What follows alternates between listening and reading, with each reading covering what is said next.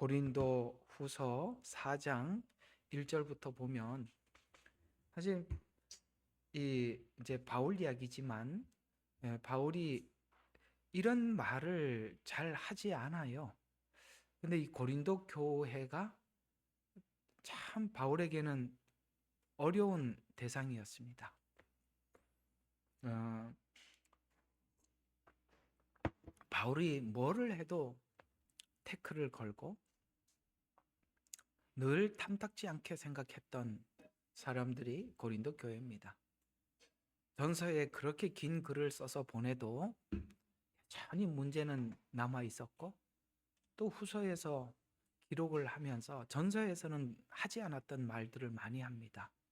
그게 무엇이냐면 자신이 하나님 앞에 어떻게 부름을 받았고, 또 사역을 하면서 어떤 일을 겪었고, 하나님께서는 자신에게 어떻게 말씀을 주셔서 지금 이 사도의 사역을 감당하고 있는지를 다른 데서는 그저 그 교회에 서신을 쓰기 바빴지 자기 간증을 하지는 않았어요. 근데 고린도후서에 가장 많이 사도 바울이 자기 간증을 기록을 하고 있는 것 중에 오늘 이 4장 이야기를 잠깐 여러분들과 함께 나누면서, 왜 오늘 이 말씀을 여러분들과 함께 나누라고 하시냐면 여러분들이 듣는 이 복음이 어떻게 하나님께서 제게 주셨고 또 여러분들에게 나누어 주고 있는지를 오늘 이 본문을 통해서 한번 잠깐 살펴보면, 이 복음이 이런 복음이구나라는 것을 여러분들이 참 많이 궁금해 하시고 질문도 많이 하셨어요. 그 이야기를 조금만 좀 하고 말씀을 드려보겠습니다. 여러분, 지난주 금요일 날 모세가 수건이 벗겨졌던 이야기를 했던 적이 있죠. 근데 문제는 이스라엘 백성들이 여전히 그 수건을 쓰고 있다는 것입니다. 그러니까 수건이 그리스도께로 돌아가야만이 벗겨지는데, 그리스도가 누구인지 잘 모르니까 성경을 아무리 봐도 자기 갇힌 세계 속에서 하나님을 보고 있는 거예요. 자기 세계관 속에서 성경을 보니까 보지를 못했어요. 근데 그리스도께 돌아가면 이라는 말은 주님께서 우리에게 행하신 일을 너희들이 알게 되면 네가 너의 어떤 세계관 속에서 하나님을 보는 게 아니라 이렇게 펼쳐져 있는 넓은 세계관 속에서 우리 하나님을 보게 될 것이다라고 이야기를 하면서, 이제 4장 들어가서는 이 바울이 자기 이야기를 좀 하고 있거든요. 그 이야기를 좀 여러분들과 함께 짧게라도 나누고 싶은 것입니다. 자, 한번 4장 1절부터 하나하나 보시면 하나님께서 제게 주셨던 복음이 이런 복음이었거든요. 자, 그러므로 우리가 자비를 받은 것 같이 이 직분을 받았으니 우리는 낙심치 아니하노라. 예, 제가 오늘 낮 시간에도 잠깐 언급을 했습니다만 참 하다 보면 절망적인 순간들이 굉장히 많습니다. 물론 우리 한국에서 이렇게 개척해서 혹은 또 교회를 위임받아서 하시는 목사님들도 참 어려운 일이 많죠. 목사님들이 왜 어려움이 없겠어요?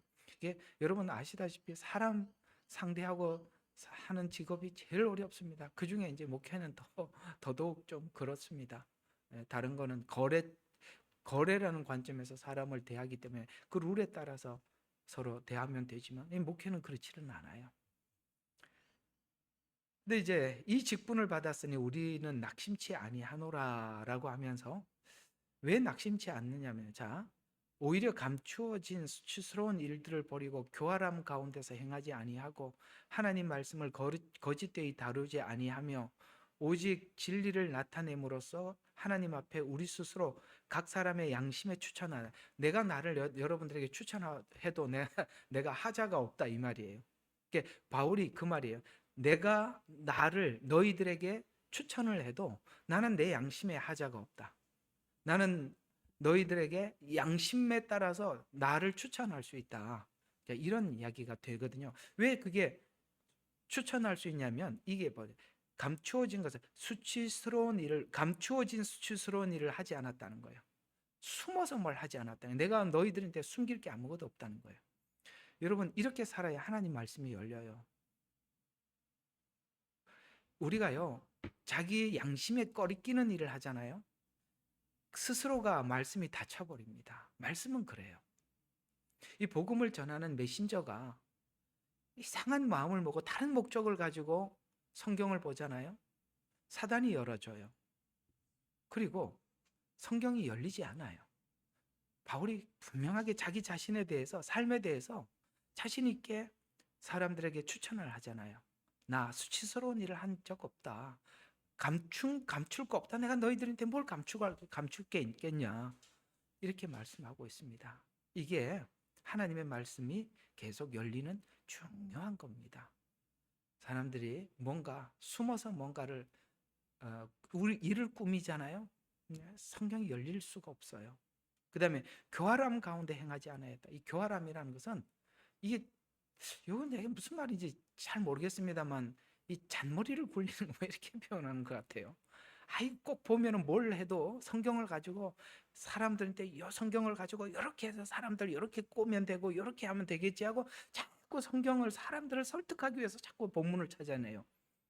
저는 그게 참 강해한다는 거에 대해서 저는 굉장히 감사하고, 전 오늘 이 강해에 대해서 오늘 바울이 여러분의 양심에 추천한 것처럼 저도 추천하고 싶습니다. 왜냐하면 여러분들의 마음이 이러니까 내가 뭘 어떻게 해야지라고 제가 꾸밀 게 하나도 없어요. 가끔씩, 아주 가끔씩은 여러분들 중에 아유 목사님, 제가 이렇게 나누는 시간이나 뭐 할 때 제가 이렇게 말했던 것이 혹시나 목사님한테 불편하지는 않으셨습니까? 이렇게 연락 오시는 분들인데 저는 뭔 이야기를 해서 그분이 그렇게 말을 하는지도 전혀 모르는 사람입니다. 왜냐하면 저는 제 마음속에 여러분들에게 지금 우리가 이러니까 이걸 바꿔야지라고 성경을 한 번도 인용한 적이 없어요. 그러니까 제가 여러분들이 무슨 말을 하든 그걸 염두하고 말하는 경우는 거의 100%는 아니지만 98% 이상은 그런 개념이 없음을 꼭 기억해 주셔서, 목사님 제가 얘기했던 게 불편해서 자꾸 저렇게 말씀하시는구나 라는 생각은 아예 하지 않았으면 좋겠습니다. 왜냐하면 저는 그렇게 안중에도 없기 때문에 그렇습니다. 저는 그냥 하나님 입장에서 말을 할 뿐입니다. 또 하나는 강해니까 그런 걸 찾을 일도 없어요. 강해가 무슨 그거하고 맞겠어요? 여러분 상황하고, 그죠? 전혀 안 맞습니다. 그래서 저는 교활한 가운데 행하지 않았다. 그래서 바울에게 계속 하나님이 말씀을 열어주셨던 거예요. 또 하나 볼까요? 자, 하나님 말씀을 거짓되이 다루지 않았다.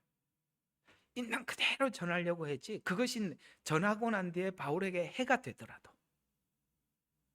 또 듣는 사람이 마음이 괴롭더라도, 이 이야기를 들으면 저 사람은 나갈 것 같다라고 생각해서 그 사람을 위해서 참아주지도 않았고,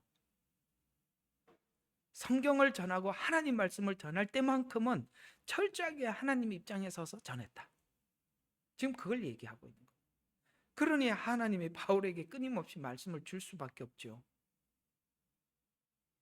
그러니까 이런 게 안 돼 있으면 말씀이 저절로 닫히게 돼 있어요. 말씀은 그렇습니다. 그래서 바울이 이야기합니다. 오직 진리를 나타냄으로써 하나님 앞에서, 아멘, 누구 앞에서? 하나님 앞에서 전했다는 거예요.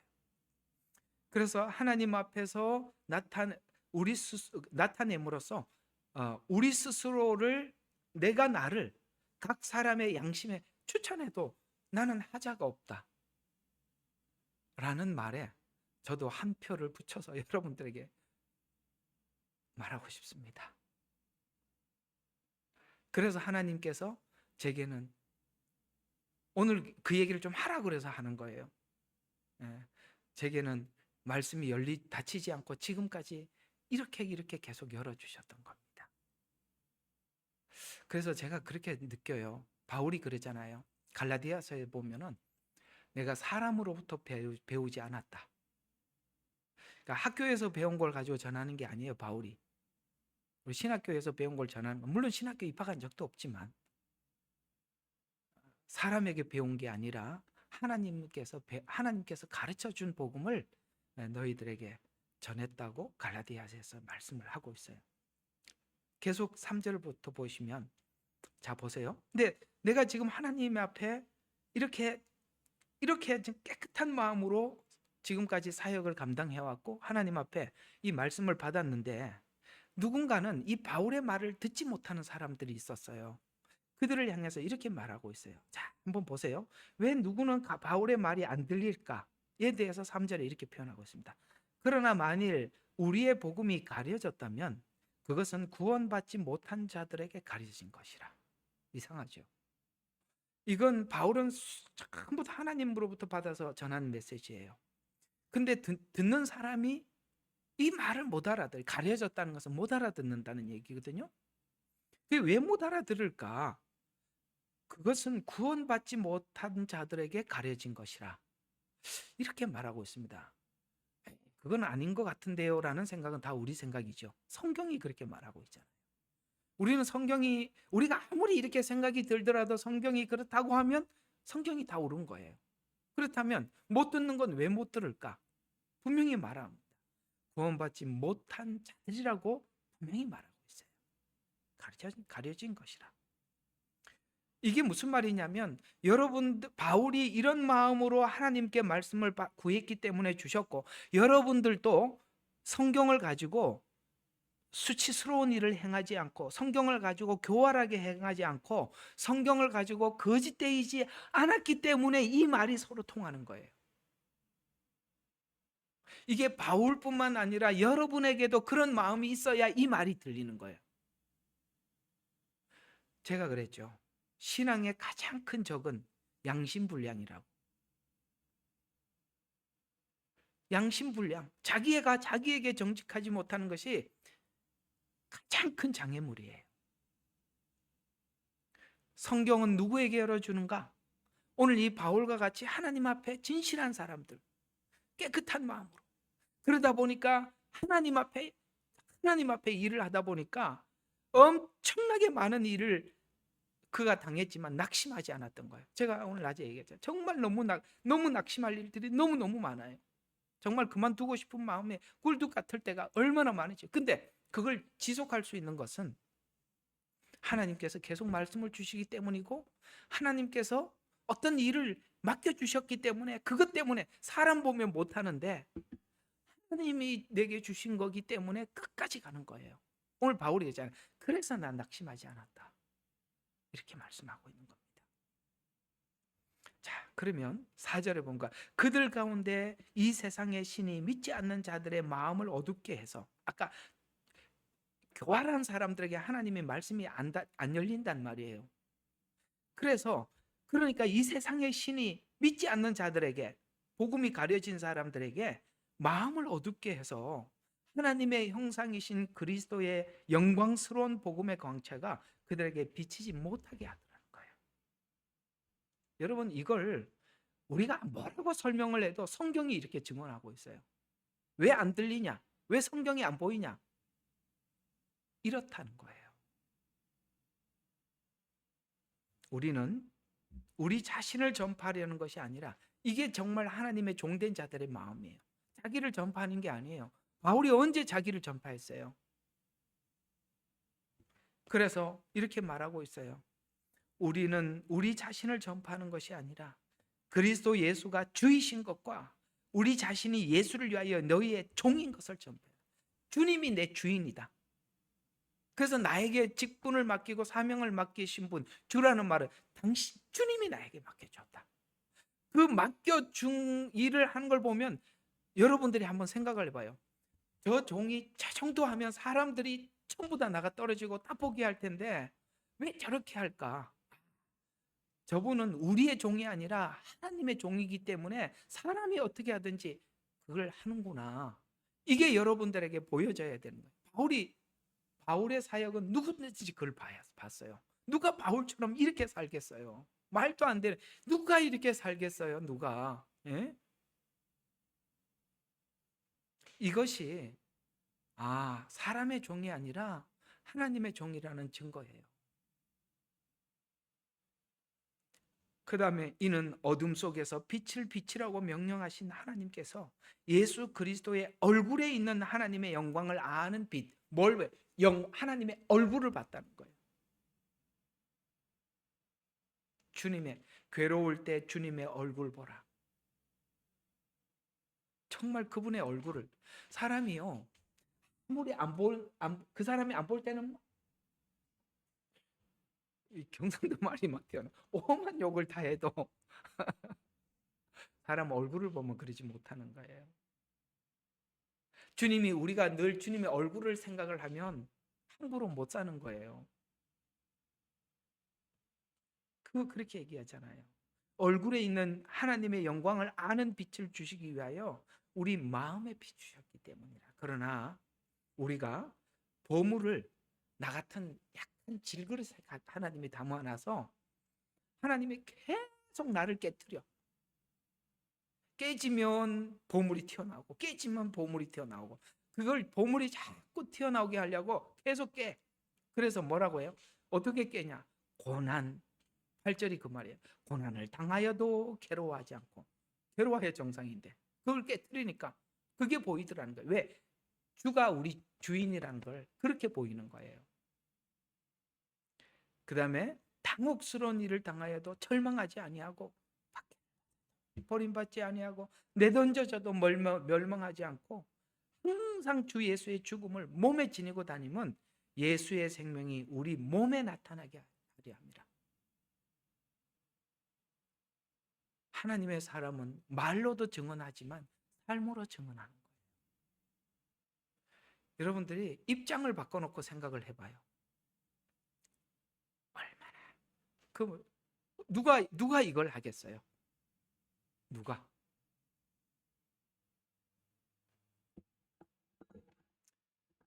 자, 오늘 짧게 하나님께서 좀 나누라고 그래서, 목사님 어떻게 말씀을 받은지 너무 궁금하다고 하도 여러분들이 좀 이야기를 해서 언제 한번 얘기해 달라고 그래서 항상 시간이 없어서 못했는데, 오늘은 이야기를 조금 나누어라라는 마음을 주셔서 오늘 고린도 후서 4장 말씀을 가지고 짧게 나누었습니다만, 하나님의 말씀이 열린다는 것은요, 그만큼 하나님 앞에 자기의 정결, 깨끗함, 하나님 앞에 순수함을 유지해.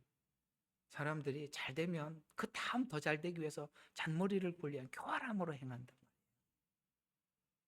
조금 뭘 하면은 그걸 해가지고 자기 유익한 데 써먹으려고 또 성경을 이렇게 또 설명하기도 하고, 자꾸 자기 유익을 생각하면 성경이 자꾸 변질돼요.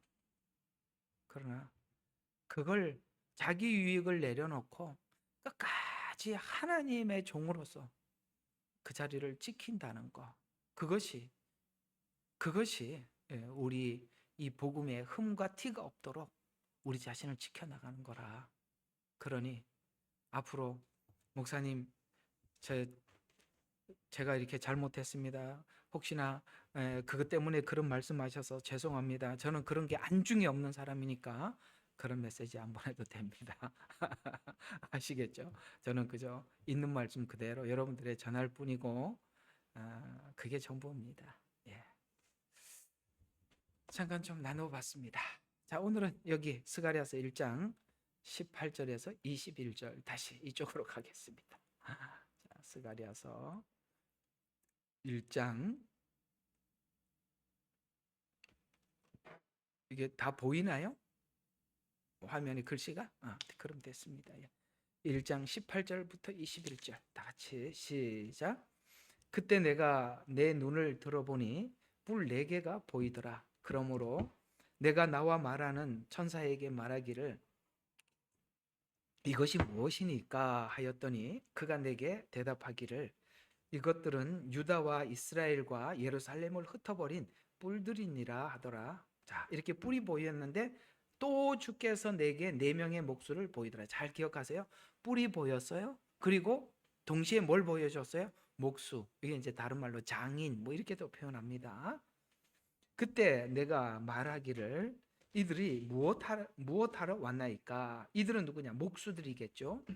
하였더니 그가 말하기를 이것들은 유다를 흩어버려 어떤 사람도 머리를 들지 못하게 하였던 뿔들이, 이들은 목수가 아니라 이 앞에 있던 뿔을 이야기하는 겁니다. 근데 이 뿔을, 그러나 이들은 그들을 두렵게 하려고 왔으며 또 유다를 흩어버리려고 자기들의 뿔을 유다 땅 위에 들어 올린 이방인들의 뿔들을 내어 쫓으라고 왔다. 내어 쫓으라고 온 게 누구라고요?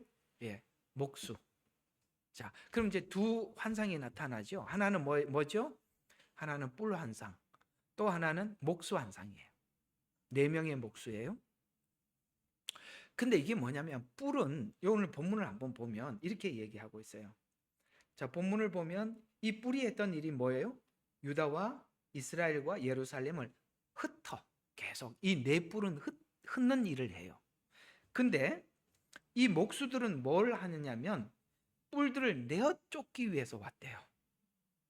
자, 뿔은 그러니까 흩는 일을 해요. 근데 목수는 와서 이 뿔을 내어 쫓아. 자, 이 두 구도를 잘 기억하셔야 돼요. 한쪽은 이스라엘을 흩는 작업, 근데 이스라엘을 흩었던 뿔을 내어 쫓는 작업, 이렇게 두 가지를 기억하시면 되겠습니다. 도대체 무슨 이야기냐 이거죠. 자, 그러면 한번 봅시다. 이 환상은 예루살렘을 긍휼히 여길 것에 대한 환상. 자, 예루살렘을 오늘은 여러분들에게 굉장히 중요한 것 몇 가지만 딱 하겠습니다. 아주 중요한 거예요. 아마도 정말 정말 귀한 겁니다. 정말 하나님 주신 거거든요. 한번 보세요. 기가 막히는 게 있어요. 자, 긍휼히 여길 것에 대한, 그러니까 예루살렘을 긍휼히 여길 것에 대한 환상이에요. 잘 기억하세요. 이방인이 아니에요. 예루살렘, 유대인을 긍휼히 여길 환상이에요.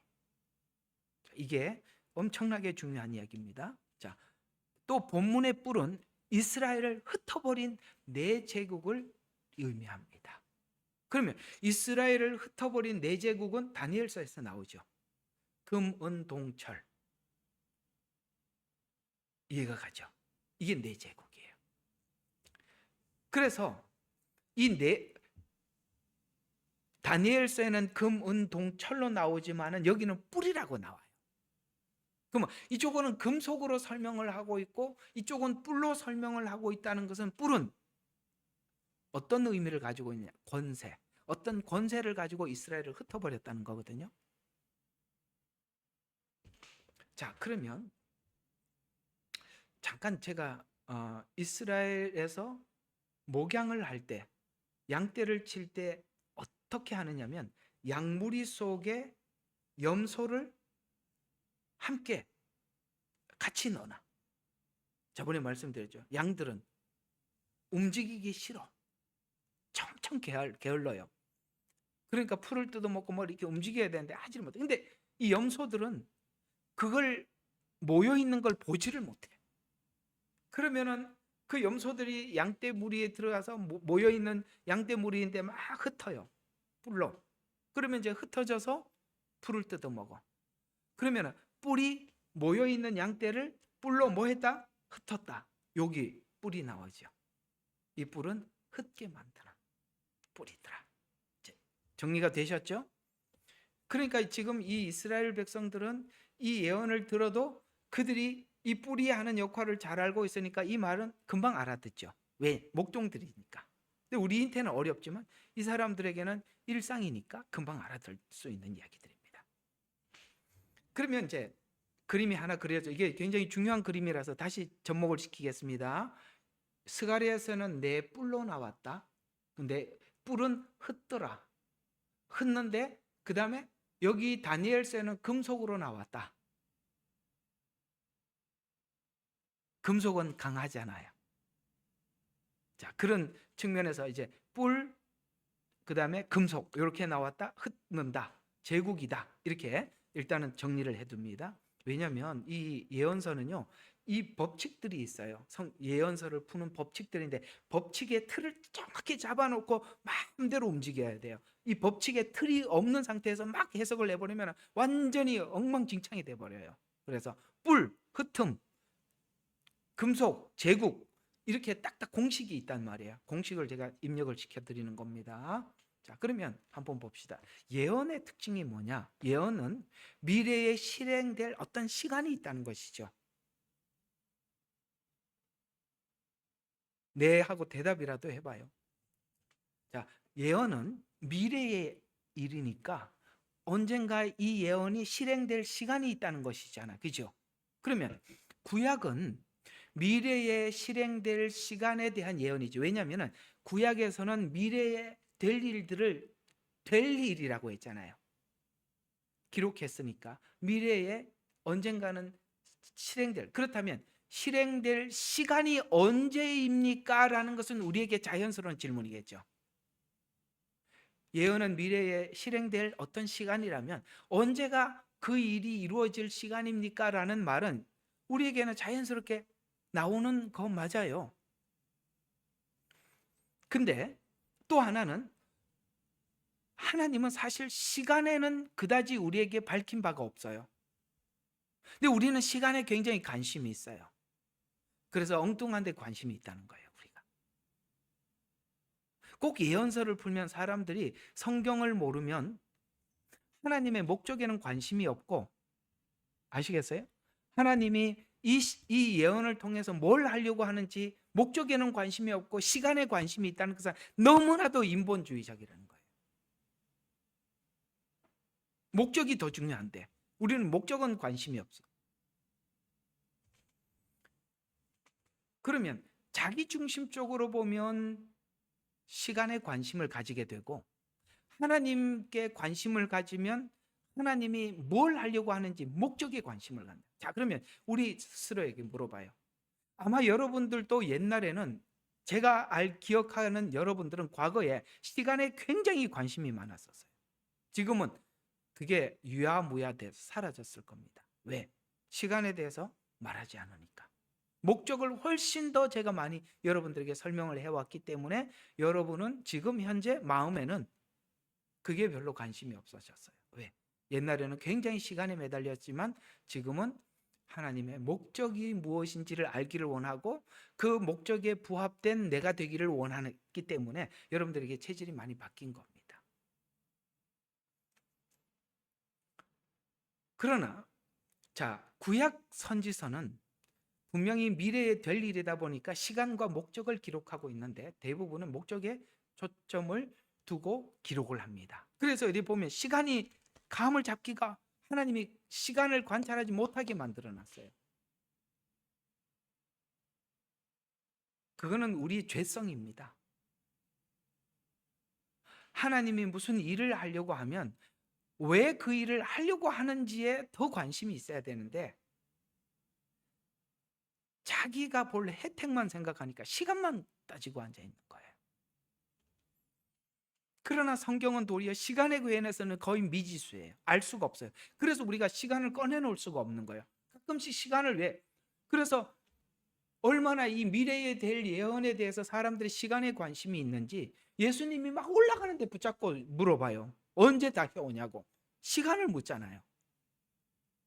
아니 지금 올라가고 있는데도 막판에 가기 전에 한 가지만 더 이렇게 언제 오냐고.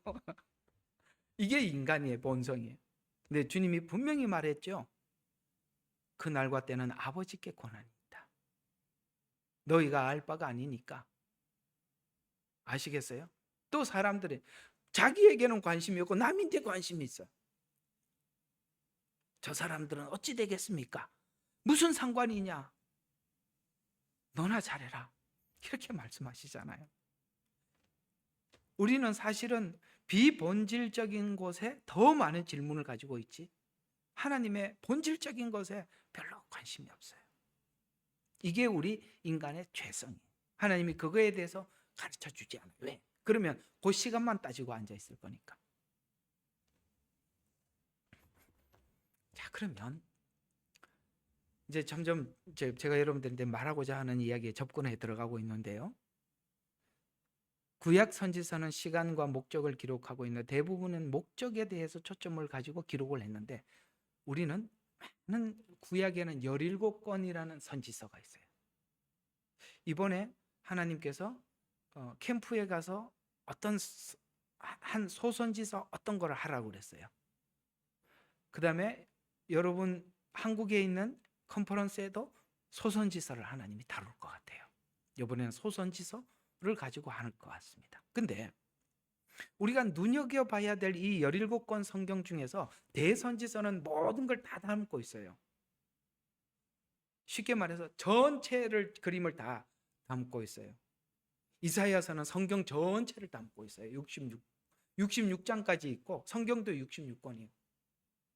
성경 전부를 담고 있어요. 예레미야서는 하나님의 마음을 담고 있어요. 에스겔서 우리가 저번에 했고, 자, 우리가 눈여겨봐야 될 것이 뭐냐면 특히 요한계시록과 관련된 것은 스가랴서와 다니엘서입니다. 오늘 그 얘기를 좀 하고 싶은 거예요. 그러면 우리가 눈여겨봐야 될 것은 다니엘서와 스가랴서인데 대선지서는 전체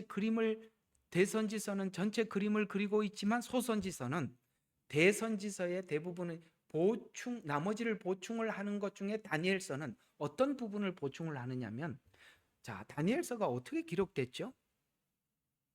다니엘서는 이스라엘 백성들이 바벨론의 포로 생활하는 도중에 기록된 겁니다. 거기서 가장 중심이 되는 환상이 뭐냐? 느부갓네살 왕이 보여준 황금 우상의 비유예요. 그러면 이게 다니엘서는 어떤 성격을 가지고 있냐면 이방인에게 잡힌 상태, 쉽게 말해서 이스라엘이 흩어져서 디아스포라 된 상태, 이걸 보고 성경은 표현하기를 이방인의 때라고 표현하는 겁니다. 이스라엘이 전체가 흩어지고 온 세상으로 흩어지잖아요. 그것이 마치 바벨론의 포로 생활을 하듯이 흩어져 포로 생활한 때, 그러니까 다니엘서는 이방 관점에서 기록했다면 이방 제국과 이스라엘 관계가 어떠냐, 이 부분을 다룬 성경이라면 스가랴서는 포로 생활을 마치고 돌아와 남은 자들에게 하나님이 어떻게 회복할 것인가를 기록하고 있어요. 그러면 뭔가 그림이 살짝 그려지죠? 아하, 그렇다면 이런 거 아닌가? 이런 생각이 들죠. 자, 69일에가 끝이 났죠. 제가 그랬잖아요. 이스라엘은 70일으로만 해석해야 된다고. 여기 뭐 2000 몇 년 일이 들어가 버리면 다 틀려진다 그랬죠. 모든 건 70일으로 풀어야 된다 그랬지 않습니까? 그러면 이스라엘 백성들이 마지막 한 일회가 남아 있는데, 마지막 한 일회 69일에서 70일의 사이에 지금 2026년을 보내고 있어요. 맞죠? 2026년을 보내고 있어요. 요 전체 시간을 기록한 건 다니엘서예요. 그러면 마지막 한 일에 7년이 딱 들어가서 일어날 일들에 대한 내용을 기록한 것은 스가랴서예요. 그럼 이렇게 되는 겁니다.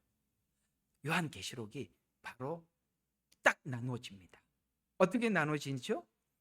요한계시록 1장과 3장은 바로 2026년 이방인의 때를 이야기하는 겁니다. 교회 시대 7교회가 나오죠. 그리고 6장부터 뭐가 나오죠? 인재앙 등장합니다. 그건 바로 이스라엘 마지막 7년이 임박했음을 이야기하는 것이죠. 이방인의 때가 끝나고 이제 이스라엘의 때가 진입하는 시간을 1, 2, 3, 4인으로 이야기하는 겁니다. 4개의 인이 그거예요. 그리고 그 인이 딱 떼어지면서 5번째 인이 떼어지면서 7년으로 쑥 들어가는 거예요. 그게 스가랴서의 시작입니다. 자, 그림이 그려졌어요. 다니엘서는 이방 관점에서 기록했어요. 이방인의 때.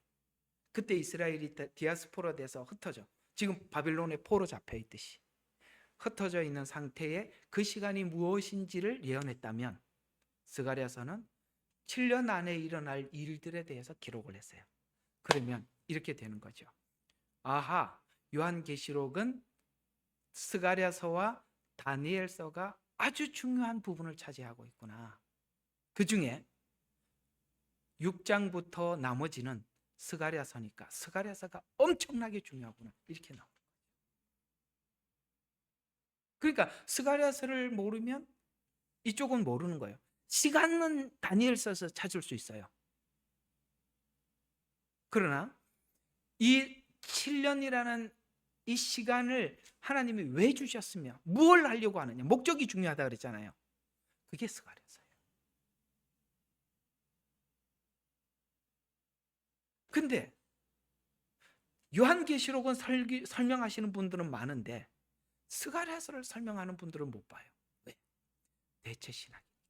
스가랴서는 대체신학으로는 접근 불가. 아예 안 돼. 왜? 전부 다 이스라엘 이야기. 이스라엘을 교회로 대체해놨는데 이게 지금 교회하고 맞추려니까 맞지를 않아요. 맞지를. 그러니까 스가랴서는 아예 닫아놓고 있어 하는 거예요. 그러니까 이렇게 생각하는 거예요. 이렇게 생각하셔야 돼요. 요한계시록을 해석하는 만큼이나 스가랴서를 해석해야 돼요. 그래서 스가랴서가 풀어지면 자연스럽게 요한계시록은 그냥 나오는 거예요. 정리가 됐죠? 오늘 얘기 가장 중요한 이야기가 바로 요 부분입니다. 7 교회는 다니엘서. 거기가 무게가 높다는 거예요. 물론 요한계시록 안에 있는 다른 내용도 거기에 포함은 있습니다만, 그러나 그 실제 6장부터 제대로 된 요한계시록은 스가랴에서 등장하더라는 것이죠. 근데 지금 이 스가랴가 환상을 보듯이 요한도 후반부에 요한계시록의 환상을 보거든요. 스가랴서도 12장까지 아니 14장까지 있어요. 짧지 않아요. 길어요. 요한계시록은 22장까지 있죠. 여기 지금 이 14장이면 엄청난 분량이에요. 근데 이 엄청난 분량 안에 오늘 여기 금방 읽었던 4명의 네 뿔과 네 목수 환상이 동시에 나오는데, 그러면 이 네 뿔이란 뭐냐 이거죠. 뿔. 자, 이제 아까 일단은 뿔 그러면 이게 공식처럼 기억하라 그랬죠. 권세라는 게. 그러니까 이스라엘이 스스로 흩어지지 않으니까 이 강한 강대국이 와서 이스라엘을 강제로 흩어버리는 거예요. 권세로.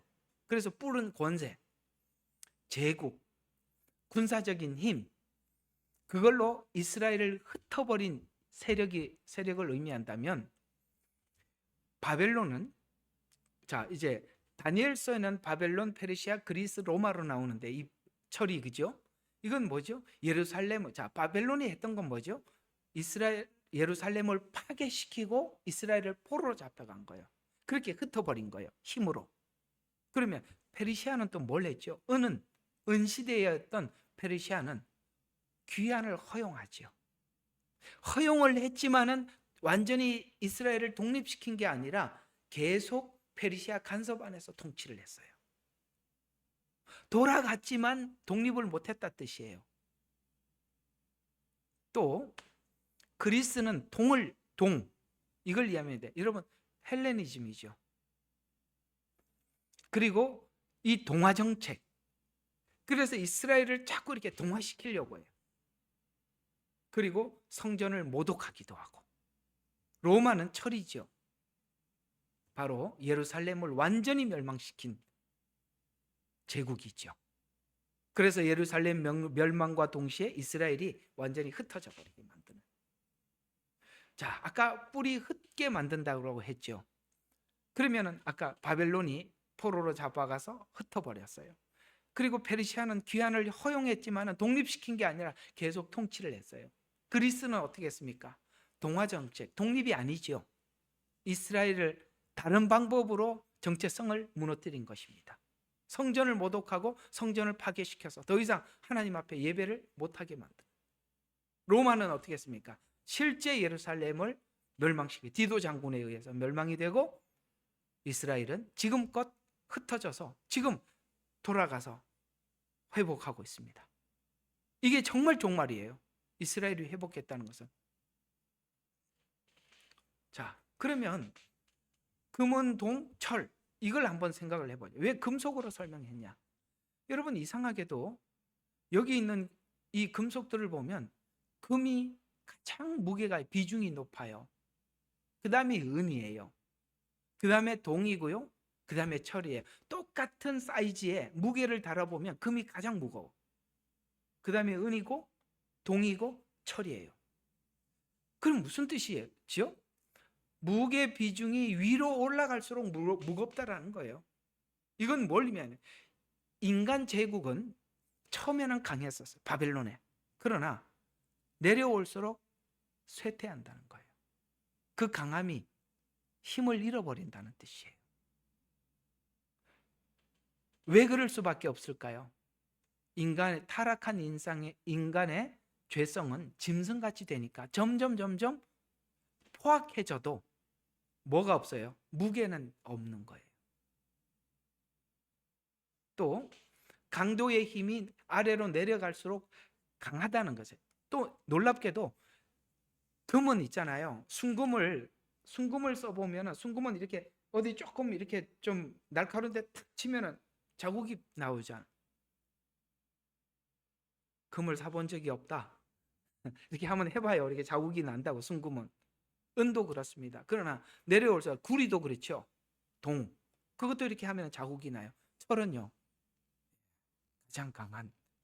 자, 이상하죠. 위로 올라갈수록 비중은 무겁고 아래로 내려올수록 강하다. 이게 이제 지금 이 네 제국이 금속으로 표현한 의미가 이렇게 담겨 있잖아요. 그러면 강도는 더 폭력적인, 내려올수록 철이니까 잔혹하고 폭력적이고 무기가 강력하더라. 뭐예요? 사람들에게 점점점 이스라엘에게 압박을 더 강하게 압박하더라. 자, 그래서 철이라는 금속으로 설명한 것이고요. 또 뿔로 설명한 이유는 뭐냐? 뿔 환상과 장인 환상을 동시에 전달해 주고 있어요. 이 계시가. 그죠? 뿔이 보이는데 내 목수가 나타나더라. 이렇게 해서 장인도 동시에 등장해. 그러면서 이거는 하나는 흩는 역할을 하고 하나는 뿔을 내어 쫓는 역할을 하더라. 이렇게 성경은 이야기하고 있어요. 그러면 뿔의 세력은 이미 하나님께서 보여줬잖아요. 느부갓네살 왕에게 보여줬다는 것은 우연히 생긴 게 아니라 하나님이 이미 계획하셔서 허용한 범위 안에서 생겨지고 사라지고 생기고 사라지더라. 왜? 예루살렘을 위해서. 예루살렘에게 한 예언, 이스라엘에게 한 예언을 이루기 위해서 하나님이 키웠다가 뭡니까? 제국을 만들었다가 파괴시키고 이 일을 하더라. 근데 하나님이 이미 그 환상을 보여줌으로써 이 제국이 하나님의 손 안에서, 하나님의 권한 안에서, 하나님의 허용 안에서 생겼던 제국들이더라 라고 우리에게 말해 주어서 걱정하지 마라. 저 제국들이 힘을 쓰는 것 같으나 하나님의 허용된 범위 안에서만 움직이는 거다라고 우리에게 말씀해 주고 싶은 거예요. 그러나 철이라는 것이 강하듯이 눈에 보이기에는 이방인이 하나님의 백성을 압박하고 있지만 결국은 뭡니까? 그 제국이 사라졌어요. 마지막에 처음에 만들었던 바벨론 제국이, 바벨론 성이 완전히 사라지고 없었더라. 보이지 않더라. 이렇게 하면서 요한이 보이지 않더라. 이렇게 끝이 나잖아요. 그냥 하나님이 하나님의 일을 하기 위해서 잠깐 세운 것에 불과하다. 하나님이 허락한 시간과 권세는 제한되어 있다. 이렇게 우리에게 알려주고 있는 것입니다. 또 감사하게도 우리에게는 소망이 뭐냐면 뿔과 함께 동시에 등장하는 준비된 장인, 목수가 등장해요. 목수는 집을 짓는 사람이잖아요. 파괴된 걸 뭐예요?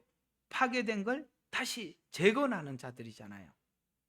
그러면 이렇게 되는 거예요. 뿔의 등장은 이 시간을 하나님께서 계획하고 준비한 시간이고 그 고난은 허락된 고난이고 뿔이 가진 힘은 하나님이 허락한 것이라면 이것을 통해서 하나님께서 흩고 파괴시키지만 장인은 이것을 다시 뭐합니까?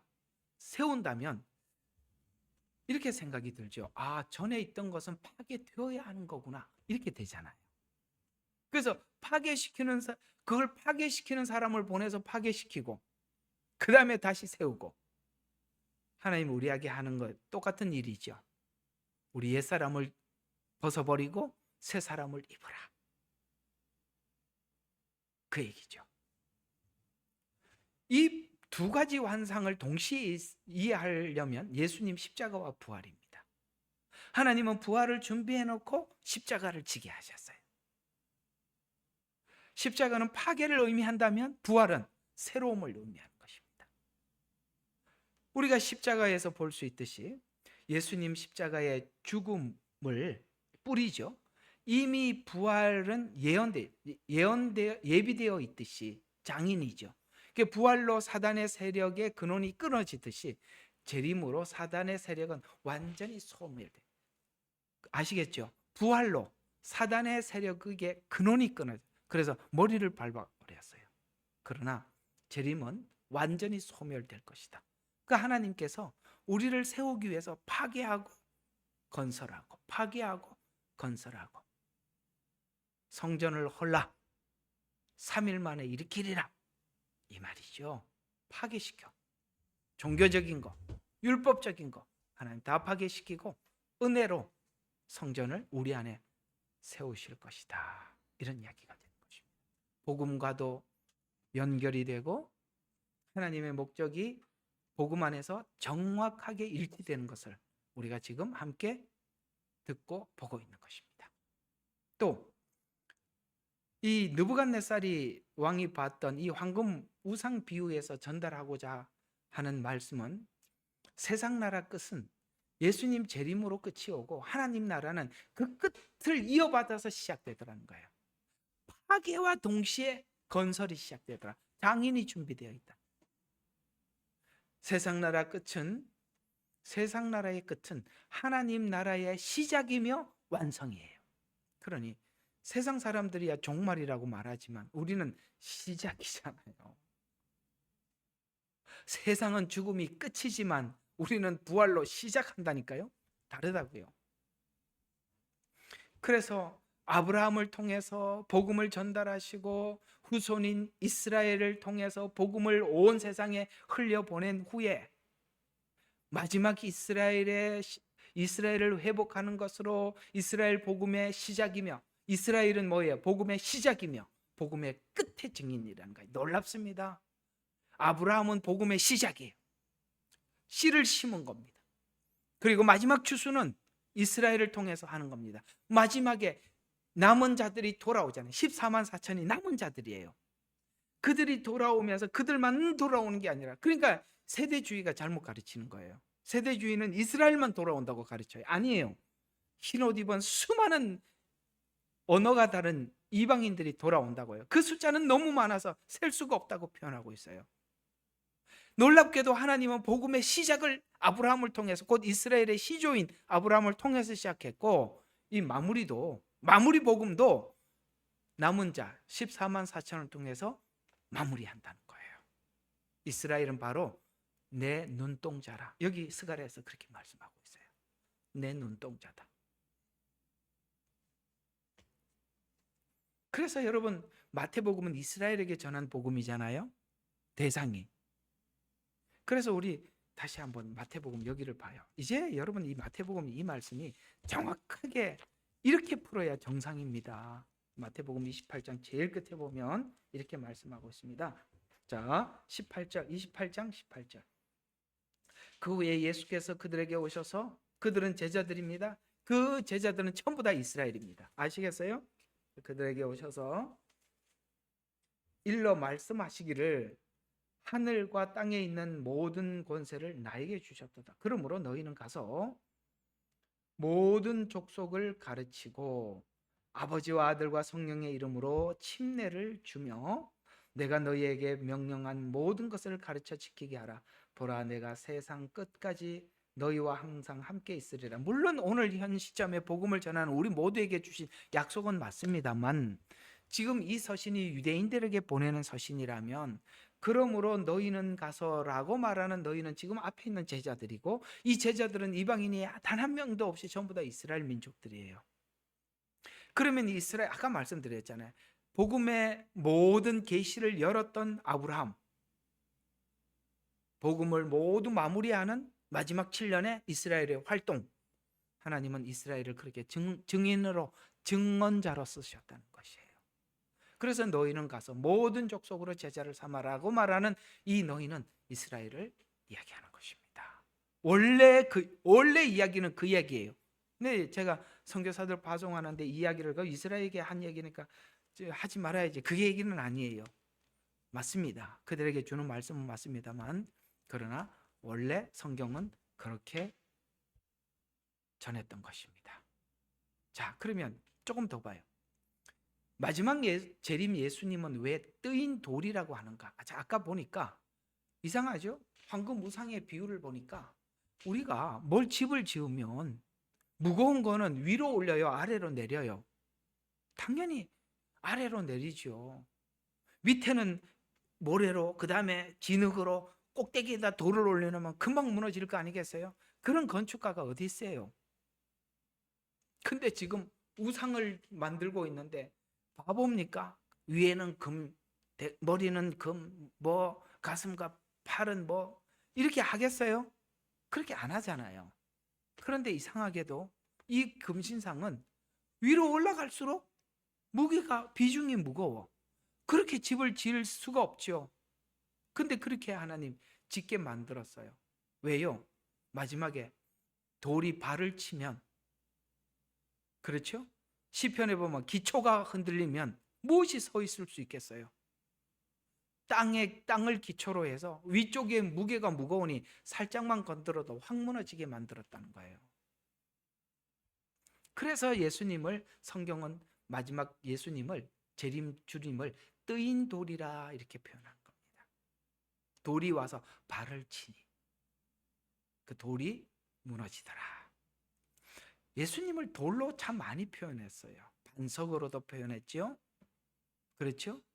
또 초림 때는 예수님 자신을 모퉁이 돌이라. 근데 그게 버림받은 모퉁이 돌이라 이렇게 말합니다. 이 모퉁이 돌은 지금 코너스톤이라 그래가지고, 이쪽 벽과 이쪽 벽을 연결시키는, 이스라엘에는 건축법이 그래요. 집을 지을 때 그 모퉁이에다가 돌을 4개를 두고 이쪽 모퉁이하고 이쪽 모퉁이를 연결시키는 것을 이 모퉁이 돌로 쓰는데, 예수님은 이방인과 유대인을 연결시키는 교회가 바로 반석이에요. 그 모퉁이 돌이라는 거예요.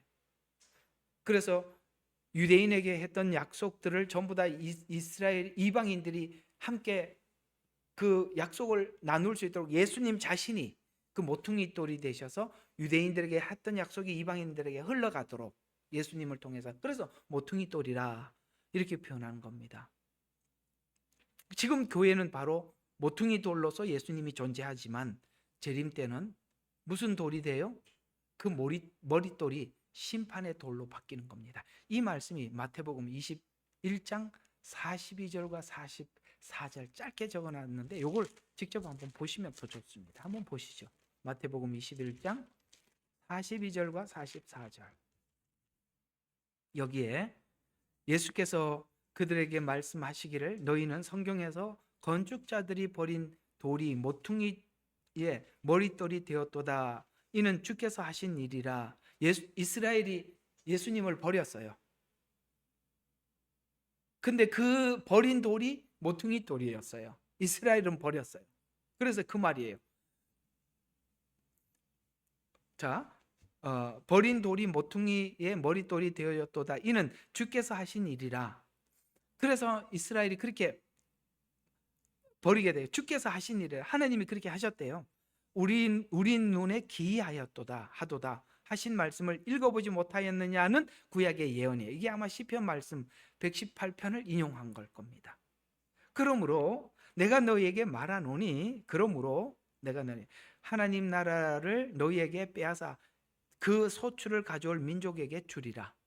그래서 이방인들에게 이 복음이 흘러가게 된 거예요. 또 누구든지 이 돌 위에 떨어지는 사람은 부서질 것이요 라는 말은, 이게 무슨 말이냐면 예수님을 만나면 여러분들이 깨진다는 거예요. 우리 예수님 만나서 다 깨졌잖아요. 그죠? 부서질 것이요. 이 돌이 누구에게 떨어지면, 자, 이상하죠? 돌 위에 내가 사람이 떨어지면 부서지는데 돌이 떨어져 버리면 어떻게 되냐면 가루로 만들어 버린다는 거예요. 이상하죠? 그래서 예수님이 이렇게 네 앞에 거치는 반석과, 그죠? 이스라엘에게는 그 돌이 거치는 돌이 되었고 우리는 반석이 됐어요. 예수님이 앞에 있는데 예수님을 만난 사람들은 그 돌로 인해서 내가 부서지고 회개하고 주님 앞에 돌아오지만, 그렇지 않는 사람들은 돌이 와서 깨뜨려버려. 우상이 서 있는데 와서 발을 깨버리니까, 때려버리니까 확 무너져 버리듯이. 그 말을 지금 예수님 하고 있는 거예요. 이 돌이 누구에게든 떨어지면 그 사람은 가루로 만들 것이라. 선임 제사장들과 바리새인들이 그 비유를 듣고 자기에 대해서 똑똑하기도 하지요. 왜 그러냐면은 늘 불안했거든. 자기 보고 한다는 말이 금방 알아차려요. 그래도 양심은 살아있어서, 그죠? 자기들 보고 하는 말인 줄 알고 한편 그를 붙잡으려고 기회를 엿보나 무리가 그를 선지자로 여기므로 무리를 두려워하느라. 이러니까 구원받지 못하는 거예요. 그걸 반성을 해야지. 꼭 말씀을 전하고 나면 이런 사람이 있어요.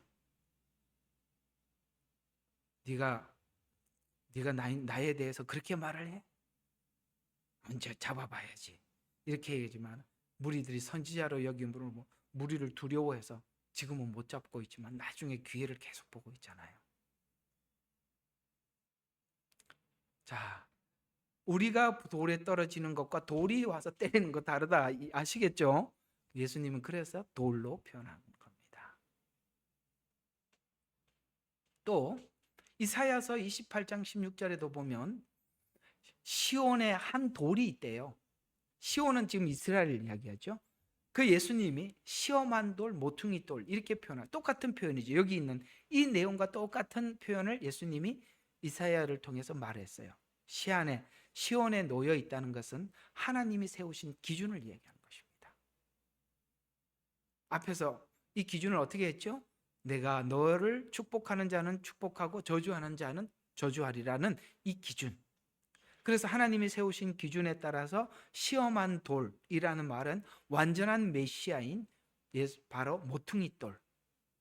이건 에베소서에서 그 모퉁이 돌에 관한 말씀은 잘 설명이 되어 있어요. 그래서 초림은 모퉁이 돌로 오셨어요. 이건 유대인과 이방인을 잇는 역할을 하는 교회. 그래서 이 반석 위에 교회를 세운다는 것은 바로 예수님이 모퉁이 돌이 됐다는 걸 아는 믿음 속에서 교회가 세워진다는 거예요. 우리는 유대인들의 약속을 가지고 지금 우리가 설교하는 이유는 이게 지금 유대인들과 앞에서 다 약속한 건데, 왜 그걸 설명하냐면 그게 우리가 영적 유대인이 되었기 때문에 하나님 우리에게 약속한 것이 무엇인지를 제가 구약을 가지고 그래서 설명을 하고 있는 거잖아요. 모퉁이 돌. 그 다음에 재림은 뭡니까? 돌이 떨어지니까 심판이죠.